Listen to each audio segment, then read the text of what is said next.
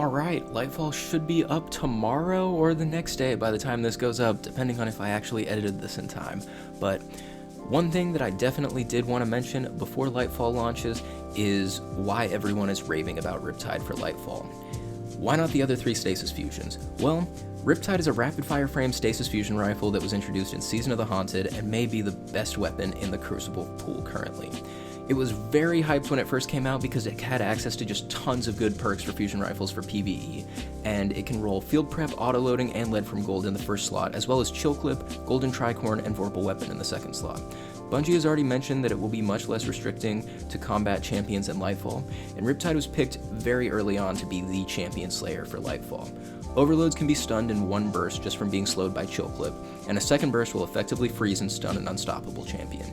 If you happen to have a way to make yourself radiant, you can also pop barrier champion shields with it. This gun is very good and you don't even need to build into anything to stun unstops or overloads. So why Riptide over the other stasis fusions?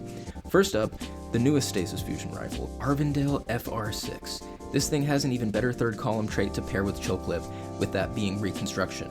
No reloading necessary, overfilling the mag, it works very well with chill clip. The only downside? Well, my initial thoughts on this thing were mostly about how the frame is hot garbage in PvE. It is a high impact frame, which means the best use you can get from it is by sniping with it in PvP with firmly planted and ellie cap. However, I was pleasantly surprised with how this thing performed in PvE. Now the only downside to this thing, it is the worst frame for PvE for the most part. Now by the time that you've charged this thing up, you've either been stomped or rocketed or architected or bombed or thrown. Now, the best use for high impact frames typically lie in PvP, where you can basically snipe with them if you have firmly planted an ellie cap, which this thing can roll with on it. But this thing is arguably better than the Deliverance and better than Burden of Guilt for PvE. It can absolutely map enemies, and with only 3 bolts, it's much easier to hit all of your bolts from further away. It's also very nice for taking higher end content slowly. So if you are someone who's very hesitant about doing any high end content next season, or if you're someone who's just not going to be used to the way that the new champion stunning mechanics work, I would definitely recommend trying this thing out for a little while. Riptide is definitely better for players who like to sit more close to the enemies, but Arvindale is really nice for just sitting back and sniping, honestly. Moving on to the first stasis fusion rifle that we were able to get our hands on, the Deliverance.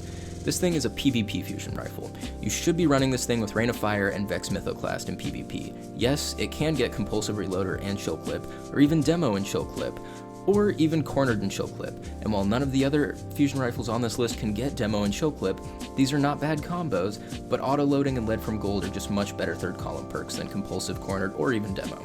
With Lead from Gold, you can run double special and not have to swap to your heavy as much to get ammo for your special weapons. The frame itself is also not great, especially when compared to the former two. Arvindale can map from even further, and it has less bolts, which makes it easier to control at longer ranges, while Riptide is just much faster at shooting, and you can get 2 Riptide shots off before you can even get 1 shot of Deliverance off, with one of the better PvE rolls.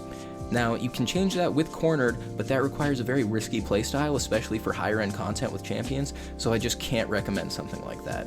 But if that works for you, then you may want to try this out.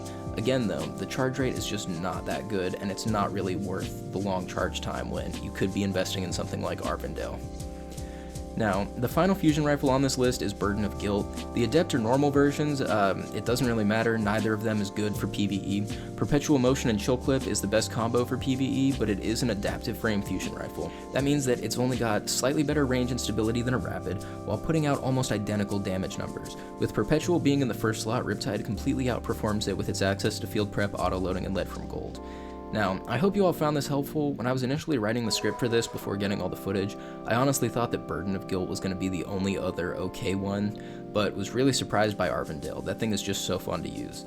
Deliverance sounds really great, but it sucks to use in PvE. It's really unfortunate, but for PvE next season, none of the other stasis fusion rifles are really going to come close to Riptide. If you're a PvE player who hates PvP, well, you're in luck because Bungie has spent the better part of the last year tailoring the playlist just for you, so it's a really easy time to actually just grind for one of these. You can just grind out a bunch of reps and just turn all your engrams into Riptide.